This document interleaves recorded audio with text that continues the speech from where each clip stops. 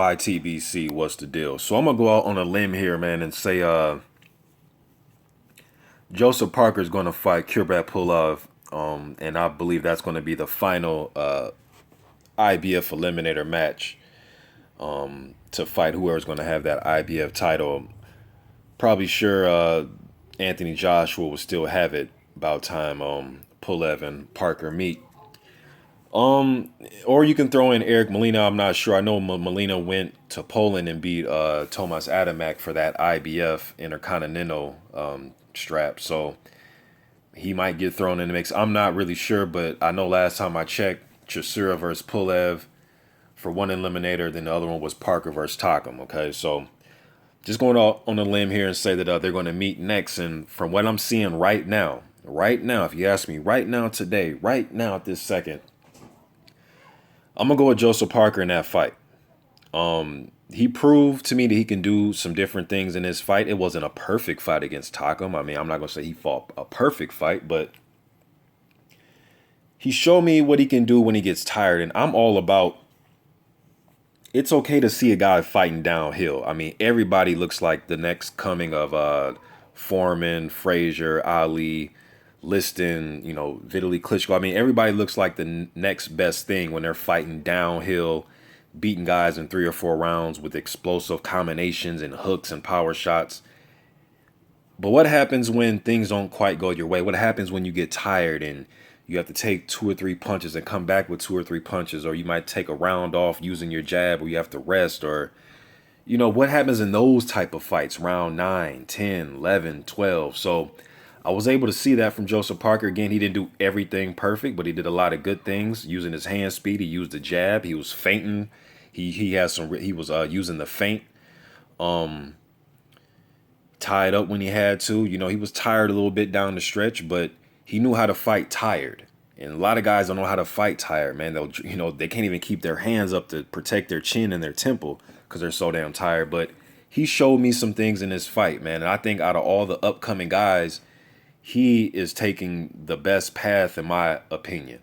Because I would rather throw my guy in there with a guy that still has something left. Maybe a guy over 30, but he still has something left, like Takam, and he's in shape. And Takam had he was an Olympian and fought Thompson and Perez and Povetkin. I mean, he's been in there with some guys, So now after this fight, they're going to put him in there, and I'm assuming it's going to be Kubrat Pulev. That's another fight. I mean, all these guys that are coming up haven't had these type of fights against the level of opposition like this. Just my opinion, but if you put a young guy in there with Takam and Pulev and he wins both of those fights, that's the road I want him to go on. Not necessarily fighting all prospects. You know what I mean?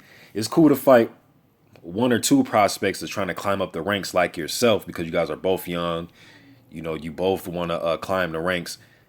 I get those fights, but when a guy is just fighting all those fights, 4 or 5 of those fights, it's like, okay, well, we really don't want to see that no more.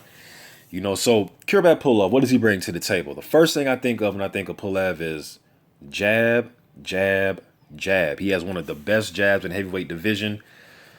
I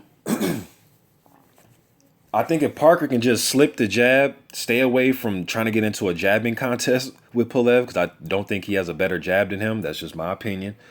But I do think he has way quicker hands. He's younger, better on his feet, better combination puncher, and he can use feints. Now, he may eventually develop a jab that's better than Pulev, but if you're saying right now, today, Pulev is up there in the top 3 when it comes to just jabbing, using an effective jab. He's in my top 3 at the heavyweight division. That's just my opinion, okay? That's really the only punch I would say we have to worry about. And he has a good right hand. When Vladimir fought him, Vladimir was kind of bouncy. That was Vladimir, one of his better fights, man, when he's bouncy on his toes a little bit and he's landing lead left hooks and lead right hands. And I think JP has he has the hand speed and he has some nice pop in his punches. I like his conditioning to get a little bit better because Kubrat Pulev is going to do some holding. It might be some jab, jab, grab going on in that fight. And he can tire Joseph Parker out by doing that because he's going to start grabbing very early in that fight.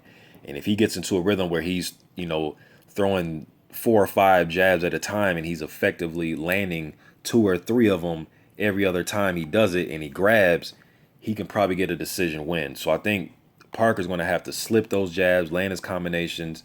He fought off his back foot against Takama. It was decent. You know, it was decent. He was throwing some good feints in there. He was dropping that shoulder, or he was dropping his chin over his lead foot a few times. But I thought he was doing that to Takam just to give him a different look. I don't think JP doesn't necessarily make that mistake in all of his fights. I just think he was trying to give Takam a different look. And I think when he was doing it, at the moment he was doing it, I thought he was a little bit tired. And Takam was a little bit tired too because he started standing there and posturing with JP. But I'm going to go with Parker in this fight over Pulev. I think he's going to outwork him. I think his hand speed is going to come into play. I think he will take, when he does get hit with some right hands, I think he will be able to take those shots. I think his hands are going to be a little bit busier in this fight. You look at Pulev when he fought Chisora, a lot of grabbing, but he was outboxing Chisora, in my opinion. A lot of people thought Chisora won the fight. You know what I mean? But I thought Pulev won that fight. Thought he won that fight, man. And I think Parker's going to have the hand speed. Just pretty much he has, I think he has everything going right now. He's a young fighter, and he's treading upwards right now, man. I just think only thing he has to worry about is that jab from Pulev. Rather than that, it's not like he has to worry about somebody that's going to be laterally moving and, not there to hit.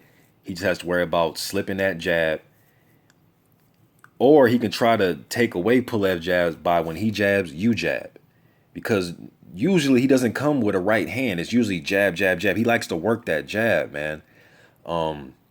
But you can slip it. I remember I watched the Olympics, and I know it's a long time ago, but Pulev fought, what's the kid? Oscar Rivas. I know it's the Olympics, but Rivas was able to slip the jab and get inside, and he actually won that fight against Pulev. But I think JP has enough head movement. He was rolling with Takam's shots, but I think Pulev is a straighter puncher. Obviously, the jab is, can't get no straighter than that, and he likes to throw a straight right hand. So that could give Parker some problems, being that Takam was throwing wide hooks, and those are easier to see coming because you can, partially block it with your shoulder and your gloves as you're turning with the punch. But I'm going to favor Joseph Parker in this fight. I'm going to favor Joseph Parker in this fight. And he gets past Pulev, man. That's 2 wins against 2 top 10 legit guys. Not just, some guy that has a title. And no, those are 2 legit wins if he can beat Pulev. But I'm going to favor JP in that fight as of right now, man. But I'm just giving my early thoughts on that fight. But if it doesn't happen, like I said, Molina, he won that IBF Intercontinental title. But I think the IBF is going to have Pulev versus Parker as the final eliminator, though. That's what I'm thinking. And I'm going to favor Parker in that fight. Let me know what you think. YTBC.